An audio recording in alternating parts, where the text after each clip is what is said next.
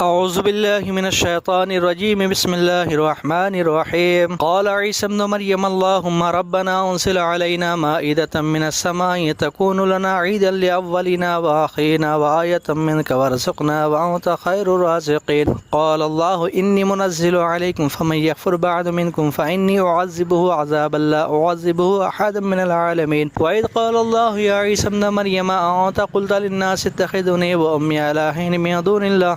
قال سبحانك ما يكون لي أن أقول ما ليس لي بحق إن كنت قلته فقد علمته تعلم ما في نفسي ولا أعلم ما في نفسي إنك أنت علام الغيوب ما قلت لهم إلا ما أمرتني به أن اعبدوا الله ربي وربكم وكنت عليهم شهيدا ما دمت فيهم فلما توفيتني كنت أنت الرقيب عليهم وأنت على كل شيء إن تعذبهم فإنهم عبادك وإن تغفر لهم فإنك أنت العزيز قال الله هذا يوم ينفع الصادقين صدقهم لهم جنات تجري من